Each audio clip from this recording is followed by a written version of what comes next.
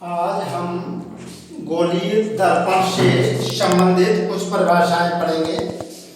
तो पिछले वीडियो में हमने गोलीय दर्पण के बारे में पढ़ा था, तो उससे संबंधित कुछ परिभाषाएं। नंबर 1, दर्पण का ध्रुव। सबसे पहले ध्रुव पढ़ते हैं। गोलीय दर्पण के परावर्तक तल है। गोलीय दर्पण के परावर्तक तल के मध्य बिंदु को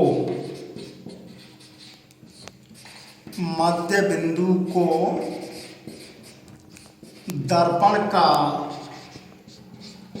ध्रुव कहते हैं। ये एक अवतल दर्पण है जिसके उठे हुए तल पर पॉलिश है, और इस दर्पण का ये परावर्तक तल, इसका जो मध्य बिंदु होगा, इस वाले मध्य बिंदु को दर्पण का ध्रुव कहेंगे, पोल। तो इसको दर्पण का ध्रुव कहते हैं। इसे ही उत्तल दर्पण के लिए भी ऐसे ही होता है। अगर हमारा बाई चांस उत्तल दर्पण है, ये उत्तल दर्पण हुआ, तो इसका परावर्तक तल का जो मध्य बिंदु है, ये हो गया हमारा ध्रुव। तो गोलीय दर्पण के परावर्तक तल के मध्य बिंदु को दर्पण का ध्रुव कहते हैं। दूसरी बात है वक्रता केंद्र। दूसरी, वक्रता केंद्र। गोलीय दर्पण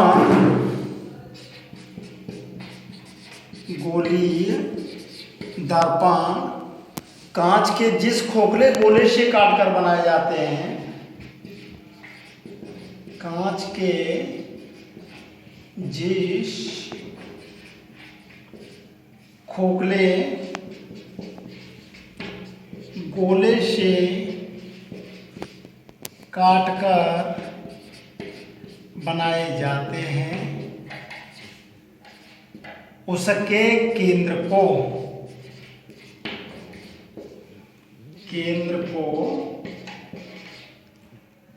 दर्पण का वक्रता केंद्र कहते हैं। ये कांच का खोखला गोला है, ये इसका केंद्र हुआ।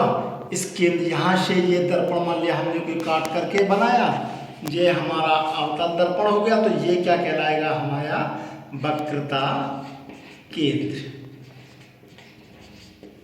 तो गोलीय दर्पण कांच के जिस खोखले गोले से काटकर बनाए जाते हैं, उसके केंद्र को दर्पण का वक्रता केंद्र कहते हैं। तीसरी बात, वक्रता त्रिज्या। वक्रता त्रिज्या क्या होती है? ये देखिए, ये अवतल दर्पण है हमारा, और ये इस प्रकार से कांच के खोखले गोले से काट करके बनाया था। ये इसका केंद्र हो गया। वक्रता केंद्र को शीशे लिखते हैं। ये इसका ध्रुव हो गया, मध्य बिंदु। वक्रता केंद्र और ध्रुव को जो मिलाने वाली रेखा है, वक्रता केंद्र से ध्रुव तक की दूरी है, उसको वक्रता त्रिज्या कहते हैं। इसे हम कैपिटल आर से डिनोट करते हैं। तो दर्पण के वक्रता केंद्र तथा ध्रुव तक की दूरी को दर्पण की वक्रता त्रिज्या कहते हैं। दर्पण की वक्रता त्रिज्या कहते हैं। इसे कैपिटल आर से व्यक्त करते हैं।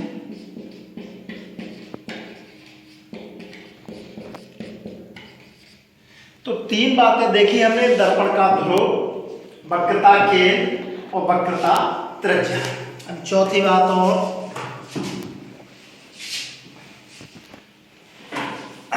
चौथी बात में क्या, मुख्य अक्ष, बच्चा मुख्य अक्ष गोलीय दर्पण के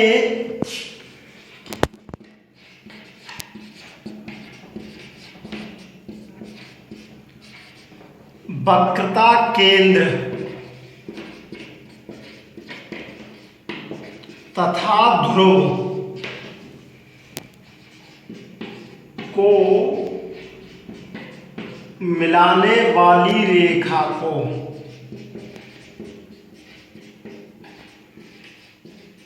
दर्पण का मुख्य अक्ष कहते हैं। ये देख रहे हैं हम, ध्रुव यह अवतल दर्पण है, यहाँ इसका वक्रता केंद्र शुरू हुआ और इनसे वक्रता केंद्र से ध्रुव को मिलाने वाली रेखा है पूरी, इस पूरी रेखा को कहेंगे मुख्य अक्ष। नंबर 4 ये मुख्य अक्ष। अगला पॉइंट है दर्पण का द्वारक।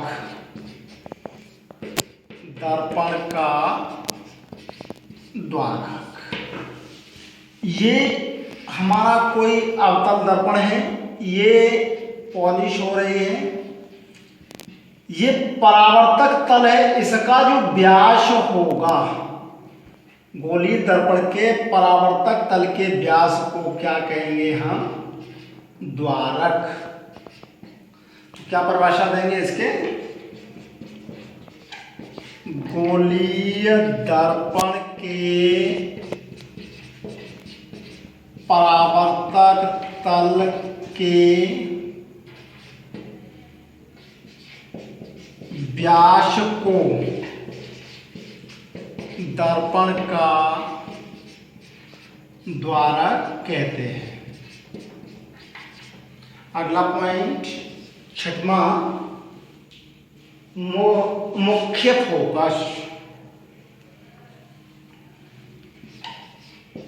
बहुत काम का है, मुख्य फोकस। मुख्य फोकस क्या होता है,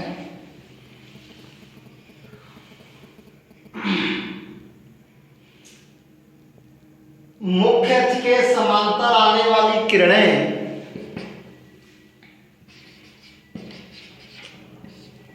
मुख्य अक्ष के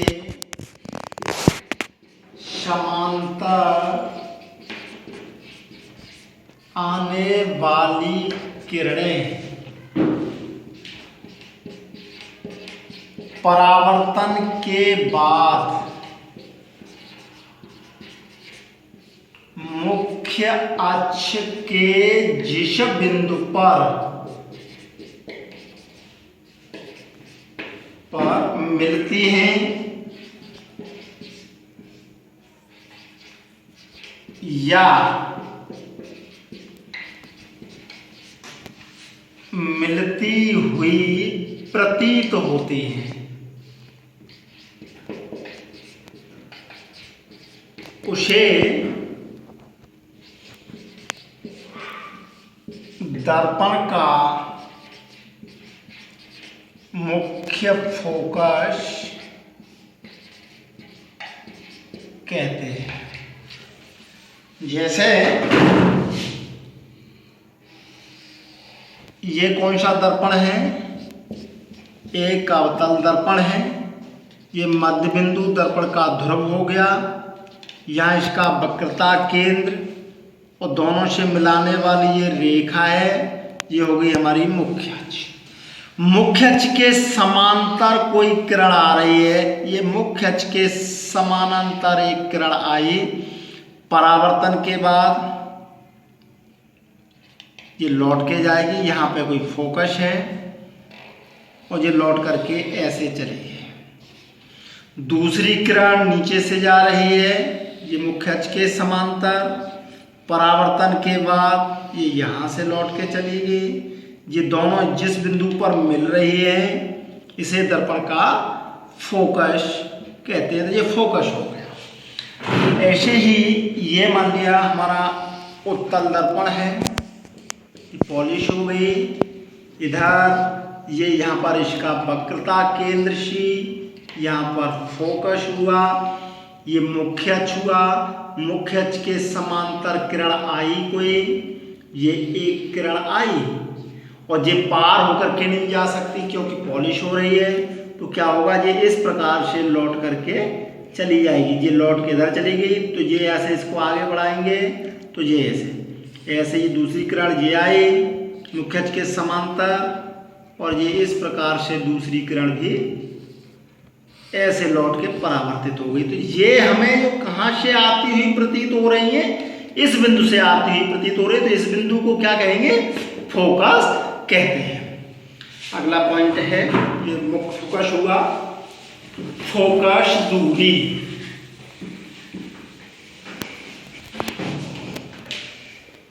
अगला पॉइंट 7वां, फोकस दूरी। फोकस दूरी क्या है, फोकस से लेकर के ध्रुव तक की दूरी को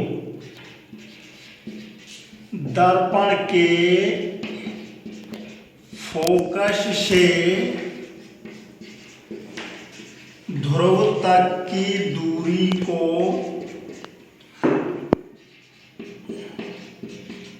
फोकस दूरी कहते हैं। ये दर्पण हुआ भी हमने देखा, अवतल दर्पण है मान लिया, ये इसका ध्रुव हो गया, ये मुख्य अक्ष हो गया जिसपे एक बिंदु वक्रता केंद्र और इसके बीच में एक फोकस हो गया।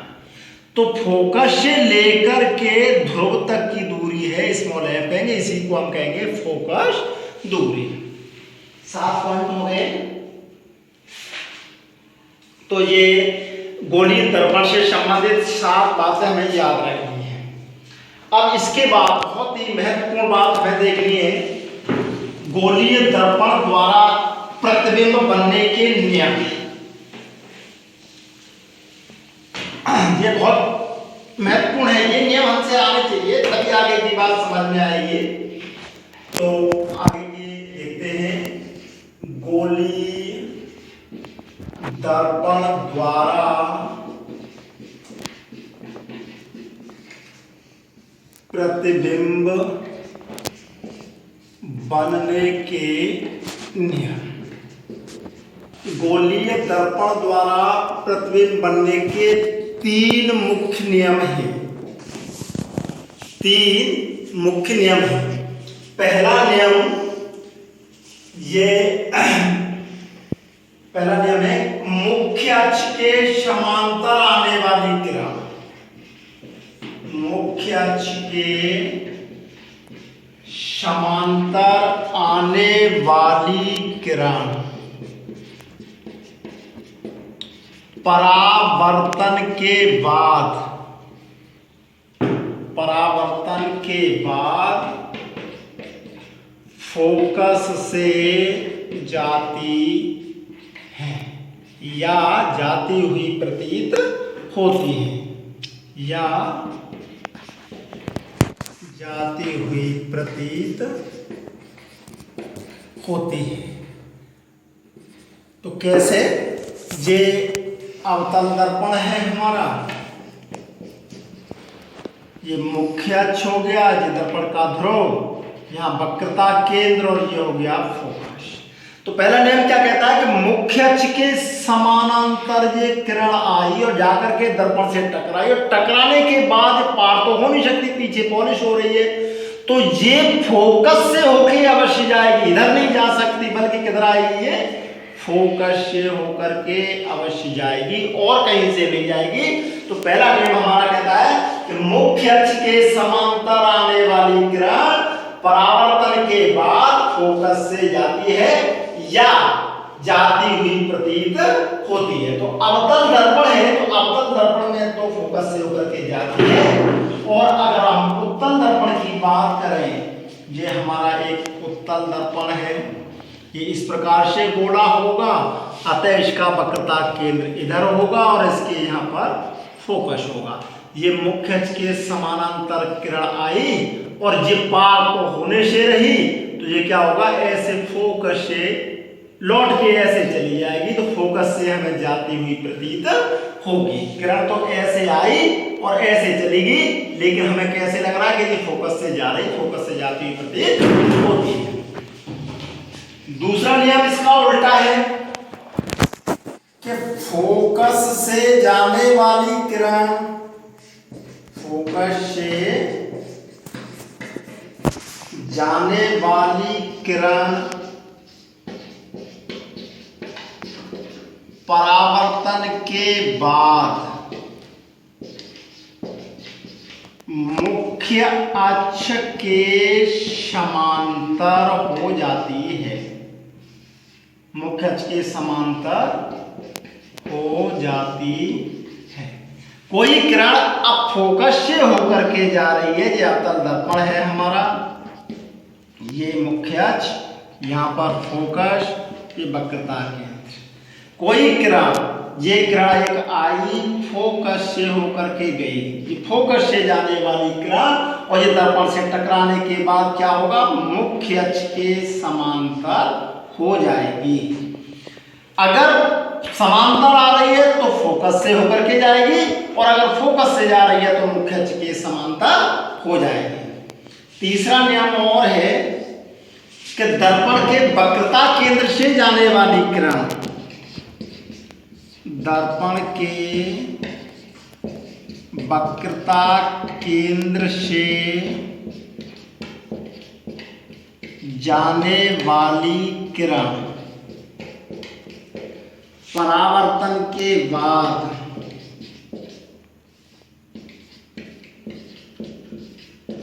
उसी मार्ग से वापस लौट जाती है, उसी मार्ग से वापस लौट जाती है। ये कोई हमारा दर्पण है, ये हमारा एक अवतल दर्पण है और ये मुख्य अक्ष, यहाँ पर दर्पण का ध्रुव पोल, वक्रता केंद्र सी, ये फोकस।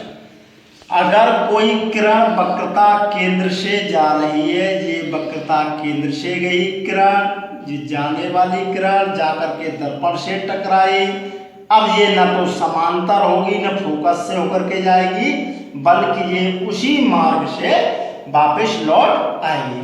तो इस प्रकार से ये गोलीय दर्पण द्वारा प्रतिबिंब बनने के तीन हमारे मुख्य नियम हैं कि मुख्य अक्ष के समांतर आने वाली किरण परावर्तन के बाद फोकस से होकर के जाती है, अवतल दर्पण में तो वास्तव में जाती है और उत्तल दर्पण में जाती हुई प्रतीत होती है। दूसरा नियम कहता है कि फोकस से जाने वाली किरण परावर्तन के बाद मुख्य अक्ष के समांतर हो जाती है, जगह किरण फोकस से होकर के जा रही, मुख्य अक्ष के समांतर हो गई।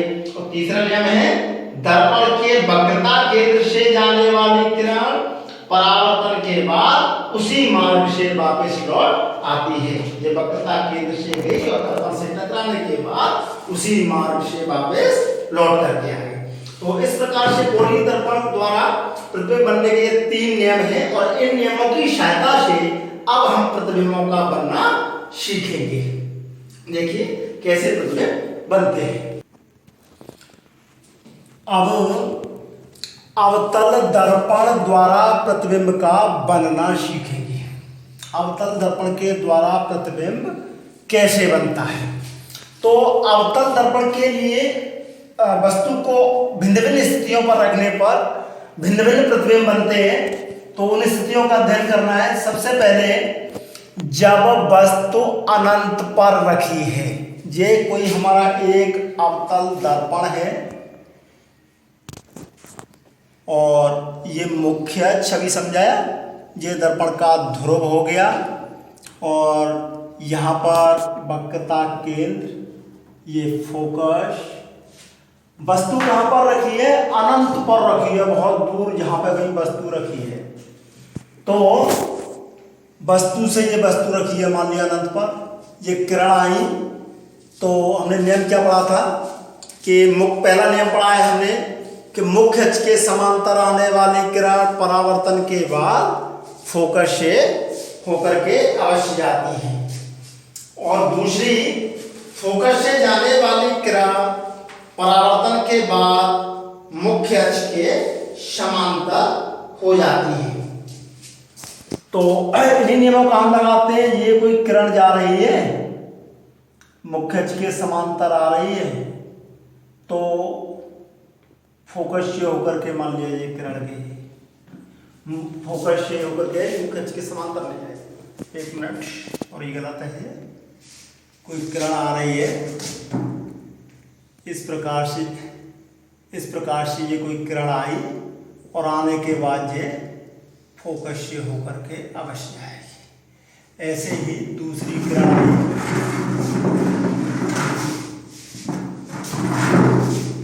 दूसरी किरण आ रही है,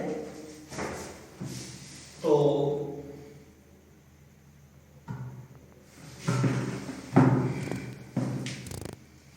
एक फोकस से आ रही है, एक दूसरी आ रही है।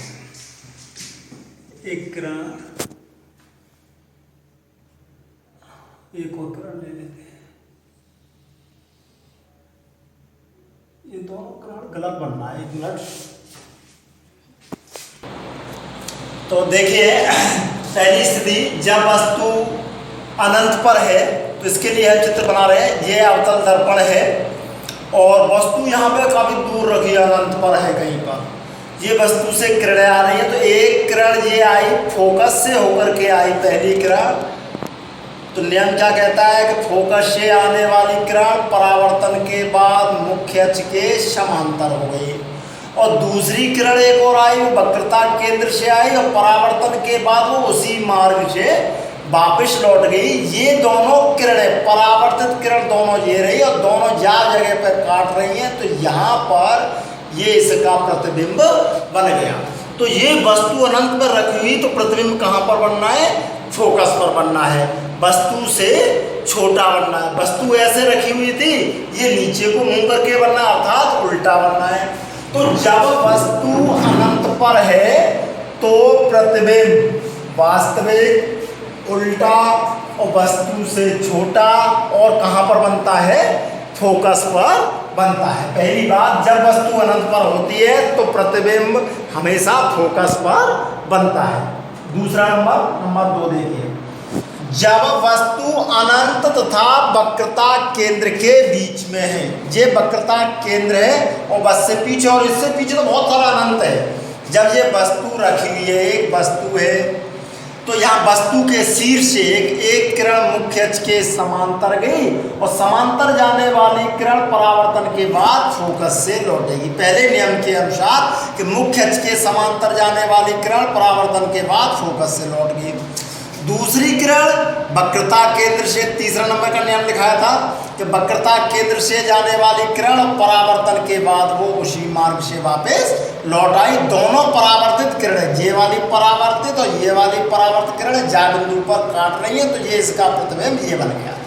तो इस प्रतिबिंब की क्या विशेषता दिख रही है कि प्रतिबिंब उल्टा बनना है, ये वस्तु बड़ी है, छोटा बनना है, वस्तु से उल्टा छोटा।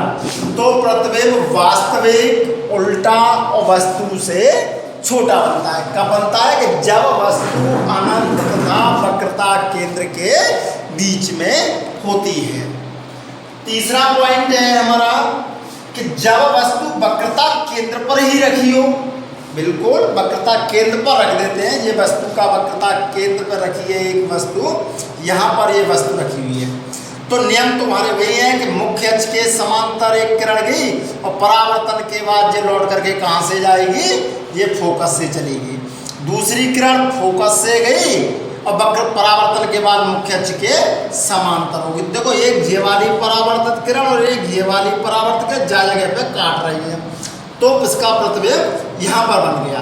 तो कैसा बना प्रतिबिंब? उल्टा, और वास्तविक किरणें आ रही हैं तो वास्तविक वस्तु के बराबर।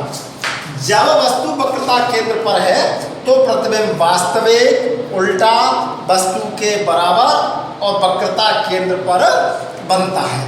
यहाँ तक वक्रता केंद्र से पहले अगर वस्तु होती है तो प्रतिबिंब छोटे बनते हैं, वक्रता केंद्र पर प्रतिबिंब वस्तु के बराबर बनता है। वक्रता केंद्र से जैसे ही दर्पण की ओर आगे बढ़ते चले जाएंगे हमारा प्रतिबिंब का आकार भी बढ़ता हुआ चला जाएगा।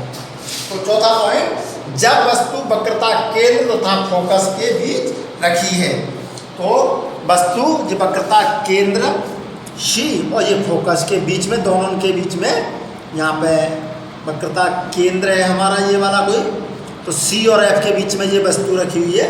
नियम लगाए हमने प्रतिबिंब बनने की, मुख्य अक्ष के समांतर किरण गई और समांतर किरण परावर्तन के बाद ये फोकस से होकर के लौट के गई, देखो, और दूसरी किरण फोकस से गई और परावर्तन के बाद मुख्य अक्ष के समांतर हो गई। तो ये वाली समांतर परावर्तित और ये वाली परावर्तित जाल पे काट रही है, तो प्रतिबिंब हमारा ये बन गया। कैसा बना? वस्तु से बड़ा बनना है। मैंने बताया वक्रता केंद्र से जैसे हम दर्पण की ओर आगे बढ़ते जाएंगे प्रतिबिंब का आकार भी बढ़ता हुआ चला जाएगा। तो जब वस्तु वक्रता केंद्र तथा फोकस के बीच रखी है तो प्रतिबिंब वास्तविक, उल्टा तथा वस्तु से बड़ा बनता है। ये चार बातें, अभी दो बातें और हैं। नंबर 5, जब वस्तु फोकस पर रखी है और आगे बढ़ गए तो ये देखिए ये अवतल दर्पण है और ये वस्तु हमने बिल्कुल फोकस पर रख दी। तो फोकस पर ये वस्तु रखी है तो यहाँ से एक किरण गई मुख्य अक्ष के समांतर। नियम क्या कहता है कि परावर्तन के बाद फोकस से होकर के जाएगी और दूसरी किरण ये हमारी इस वस्तु को टच करती हुई जा रही है, वक्रता केंद्र से गई और वक्रता केंद्र से जाने वाली किरण परावर्तन के बाद वक्रता केंद्र से ही वापस लौट आती है। तो ये दोनों किरणें जाकर के कहीं अनंत पर जाकर के मिलेगी। तो प्रतिबिंब कहाँ पर बनेगा? अनंत पर। तो वस्तु तो प्रतिबिंब वास्तविक, उल्टा तथा वस्तु से बड़ा और कहाँ पर बनता है? अनंत पर। तो सबसे पहले वाला नंबर का नियम कि जब वस्तु अनंत पर होती है तो प्रतिबिंब फोकस पर बनता है और जब वस्तु फोकस पर होती है तो प्रतिबिंब अनंत पर बनता है। एक दूसरे के उल्टे बनते हैं कि जब वस्तु अनंत पर है तो प्रतिबिंब फोकस पर बनेगा और वस्तु फोकस पर है तो प्रतिबिंब अनंत पर बनेगा। एक लास्ट पॉइंट और, जब वस्तु फोकस तथा ध्रुव के बीच रखी और आगे बढ़ते हुए चले गए तो ये देखिए ये अवतल दर्पण है हमारा और ये फोकस और ये ध्रुव दोनों के बीच में ये एक वस्तु रखी है हमारी।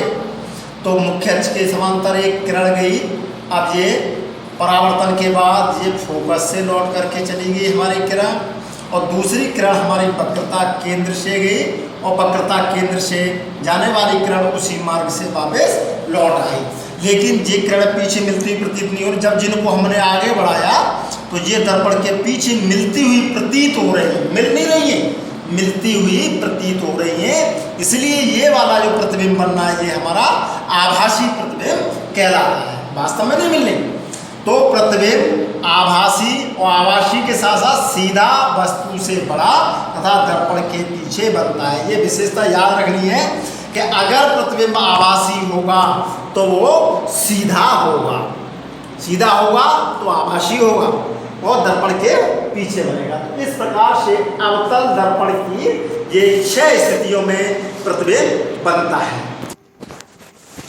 अब उत्तल दर्पण द्वारा प्रतिबिंब का बनना है। उत्तल दर्पण द्वारा प्रतिबिंब का बनना, उत्तल दर्पण द्वारा प्रतिबिंब बनने की मुख्य रूप से 2 स्थितियां हैं।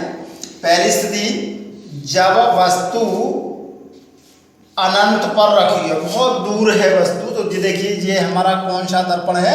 उत्तल दर्पण है और ये अनंत से किरण आ रही है। एक किरण आई, ये किरण आई और ये परावर्तन के बाद ये आ रही दोनों किरणें। एक किरण ये वाली आई, देखिए ये किरण आई, परावर्तन होकर के ये चली गई।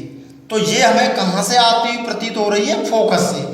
ऐसे दूसरी किरण ये आ रही है और ये यहाँ से ये परावर्तित हो गई, तो ये भी कहाँ से आती हुई प्रतीत हो रही है? फोकस से। ये दोनों किरणें कहाँ से आ रही हैं, डॉट डॉट करके फोकस से आती हुई प्रतीत हो रही हैं। अतः जब वस्तु अनंत पर है तो प्रतिबिंब आभासी बनता है, बहुत छोटा बनता है, बिंदु के आकार का, फोकस पर ही बनता है। तो दूसरा एक और महत्वपूर्ण पॉइंट है, ये सबसे ज्यादा प्रयुक्त होता है कि जब वस्तु अनंत तथा ध्रुव के बीच है, अर्थात दर्पण के आसपास जब वस्तु रखी हुई है, ये एक वस्तु रखी है हमारी उत्तल दर्पण के पास, तो देखिए ये वस्तु से चलने वाली किरण और मुख्य अक्ष के समांतर जाने वाली किरण फोकस से जानी चाहिए, तो पार होकर के तो जाने से रही, तो क्या होगा, ये फोकस से जाती हुई प्रतीत होगी, ये ऐसे चली जाएगी, लेकिन हमें ऐसे लगेगा ये फोकस से जा रही है। दूसरी नियम, वक्रता केंद्र से जाने वाली किरण तो ये पार नहीं जा पाएगी, तो वक्रता केंद्र से जाने वाली किरण तो उसी मार्ग से वापस लौट आती है, तो ये ऐसे लगा वक्रता केंद्र से गई और वहीं से लौट करके आई। दोनों किरणें इस बिंदु पर काट रही हैं, तो यहाँ पर इसका प्रतिबिंब बन जाएगा। तो प्रतिबिंब कैसा बनना है, छोटा बनना है, और छोटा बनना है और कैसा बनना है, सीधा बनना है। सीधा होता है तो कैसा होगा, आभासी अवश्य होगा। तो क्योंकि किरण, वास्तविक किरण तो ये चलेगी दोनों लौट करके, ये तो हमें केवल आभास हो रहा है। तो इस स्थिति में जब वस्तु अनंत तथा ध्रुव के बीच है तो प्रतिबिंब आभासी, सीधा और वस्तु से छोटा बनता है। तो उत्तल दर्पण की ये दो स्थितियां होती हैं, सबसे ज्यादा ये मुख्य होती हैं।